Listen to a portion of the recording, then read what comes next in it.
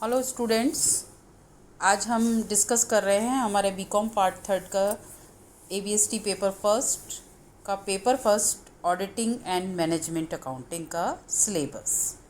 आपको मालूम ही है कि हमारा जो 100 मार्क्स का पेपर है वो 5 यूनिट्स में बटा हुआ है और हर प्रत्येक यूनिट से एक प्रश्न करना आपके लिए कंपलसरी है। तो हम यूनिट 1 लेते हैं। यूनिट 1 में सबसे पहले है आपका ऑडिटिंग। ऑडिटिंग के अंदर आपको मीनिंग, ऑब्जेक्ट्स पढ़ने पड़ेंगे, fraud and errors, relationship in between book keeping, accounting and auditing, elementary knowledge of standards on auditing practice, type of audit, internal control measures and audit program. मैं इस चीज़ को एक बार आपको हिंदी में भी डिस्क्राइब कर देती हूँ। मतलब इस सेक्शन में आपके लिए आएगा ऑडिटिंग विषय का पूरा इंट्रोडक्शन, परिचय, इंटरनल कंट्रोल, ऑडिट प्रोग्राम, ये सारी चीज़ें आपको इस यूनिट 1 में पढ़नी पड़ेंगी।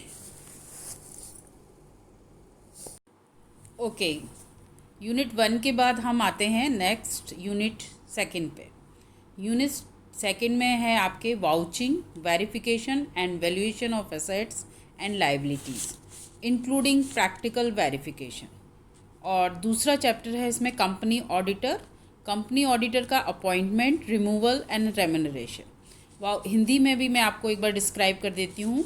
ये हमारे चैप्टर प्रमाणन, सत्यापन एवं संपत्तियों एवं दायित्वों का सत्यापन और अंकेषण, जो कंपनी अंकेशक है उसमें आपको यूनिट 2 में सिर्फ पढ़ना है उनका अपॉइंटमेंट कैसे हो सकता है, उनकी नियुक्ति कैसे हो सकती है, उनको कैसे हटाया जा सकता है और उनका पारिश्रमिक क्या रहेगा।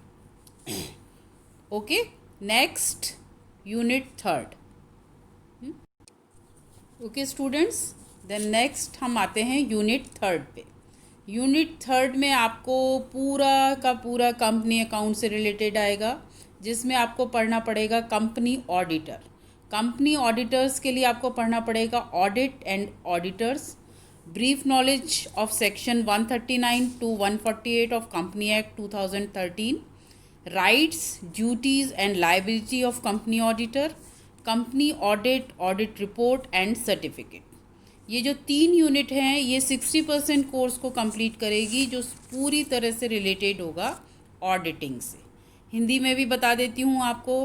कंपनी अंकेशक, उसके क्या अधिकार हैं, उसके क्या कर्तव्य हैं, उसके क्या दायित्व हैं, और जो हमारी कंपनी अधिनियम 2013 की धारा 139 से लेके 148 तक आपको पढ़ना पड़ेगा। और लास्ट में जब ऑडिटर अपनी ऑडिट पूरी कर लेता है तो आपको मालूम ही है एक रिपोर्ट पेश करनी होती है। तो एक कंपनी ऑडिटर जो है एक रिपोर्ट पेश करेगा या कोई सर्टिफिकेट देगा जिसने उसकी नियुक्ति है। तो ये एक पूरा चैप्टर है ऑडिट रिपोर्ट के बारे में। ओके स्टूडेंट्स, नाउ हम आ गए हैं अब यूनिट 4 पे। यूनिट 4 से हमारा मैनेजमेंट अकाउंटिंग शुरू हो जाएगा, जो कि आपका प्रैक्टिकल पोर्शन रहेगा। ऑडिटिंग में आपके लिए थ्योरेटिकल क्वेश्चंस होंगे, लेकिन आपको 40 मार्क्स का प्रैक्टिकल ऑप्ट करने का भी मौका मिलेगा, जिसमें हम यूनिट 4 लेते हैं। इसमें मैनेजमेंट अकाउंटिंग का meaning, nature, objectives, scope and functions, then capital structure, determination and theories, then leverages में operating, financial and combined leverages आपको पढ़ने पड़ेंगे। तो इसमें से आपको एक प्रैक्टिकल क्वेश्चन 20 मार्क्स का आराम से मिल जाएगा। Next unit 5।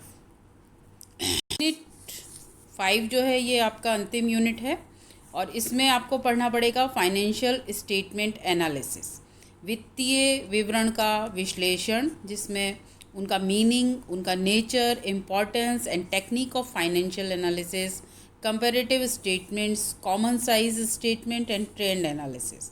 और नेक्स्ट जो चैप्टर है बहुत ही इंपॉर्टेंट चैप्टर है, 101% इसमें से 20 मार्क्स का क्वेश्चन आपका आने वाला है, दैट इज़ रेशो एनालिसिस।